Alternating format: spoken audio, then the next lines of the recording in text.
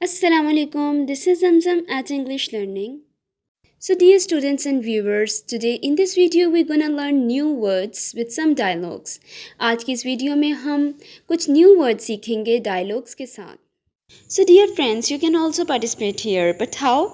First of all, you have to understand the words. सबसे पहले अपने words को understand करना है, and then you can make your own sentence and write in the comment box. आप अपने खुद के सेंटेंसेस बना के कमेंट बॉक्स में पोस्ट कर सकते हैं. And like it's an amazing learning tool for vocabulary and I am sure you will love the result. Idioms हैं जिन्हें हम अंडरस्टैंड करेंगे और सेंटेंसेस में उनका यूज़ देखेंगे. बट द क्वेश्चन इज़ कि ईडियम क्या होता है. सो ईडियम्स आर एक्सप्रेशन जो कि हम अपनी कन्वर्सेशन में यूज़ करते हैं ताकि जो हमारी कन्वर्सेशन और कम्युनिकेशन होती है वो नियर टू नेटिव स्पीकर हो और हम एक नेटिव वे में अपने मैसेज को कन्वे कर सकें. The first idiom about to means ready to और on the verge of. Means के कोई काम करने के लिए बिल्कुल तैयार होना, किसी काम के बिल्कुल क्लोज होना करने के. Example 1. It's a good thing Bob left the furniture store when he did. Peter was so angry and he was about to throw a dining room chair at him.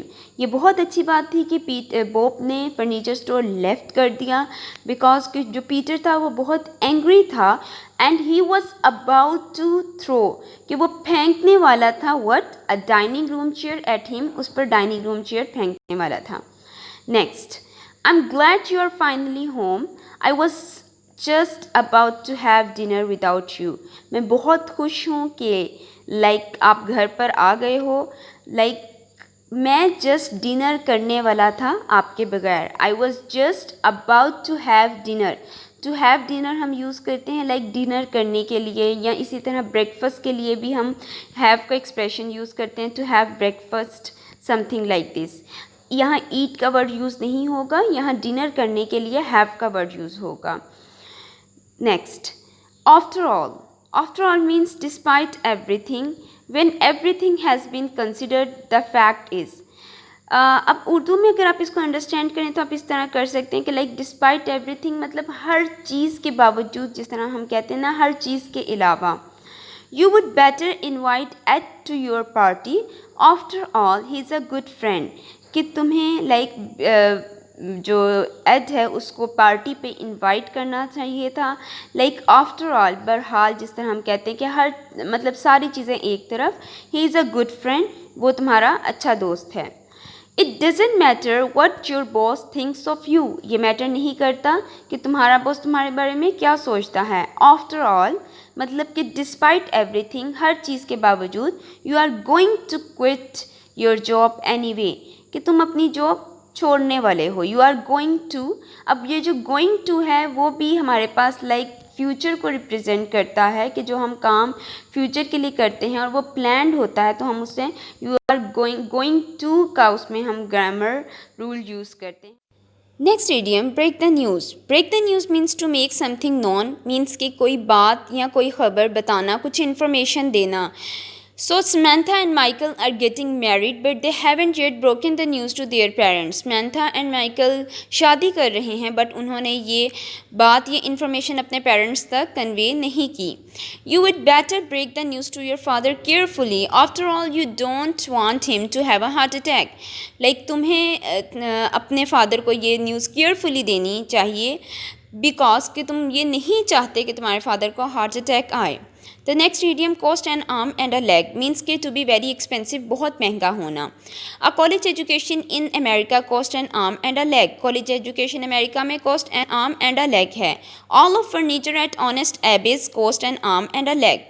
Dead end job. Dead end job means के a job that want lead anything else. के एक ऐसी job जहाँ पे कोई expectation ना हो, expect ना किया जा रहा हो कि यहाँ पे कोई डेवलपमेंट होगी या कोई प्रोग्रेस होगी या प्रमोशन होगी, मतलब कोई बेनिफिट नहीं मिल रहा.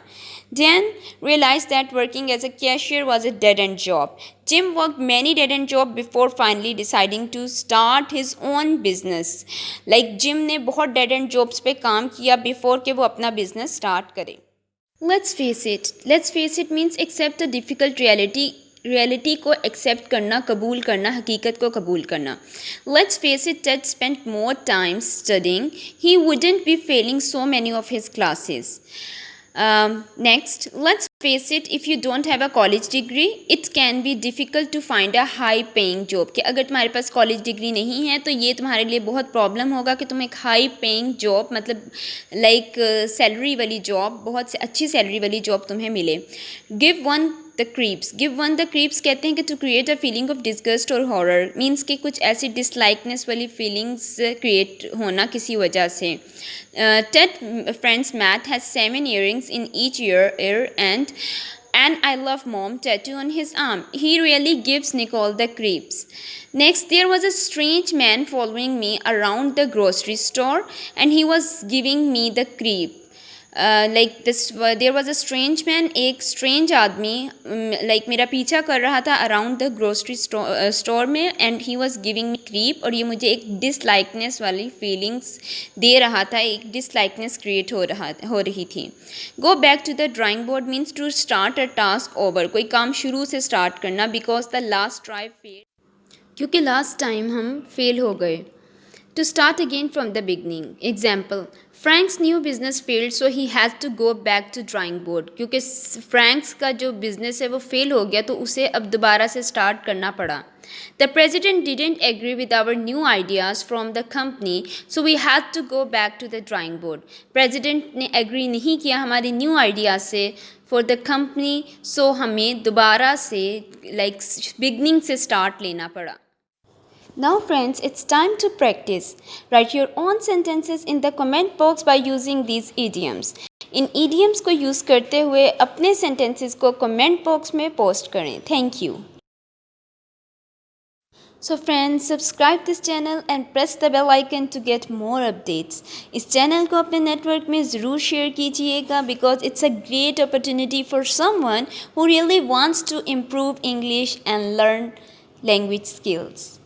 Happy learning until we meet again.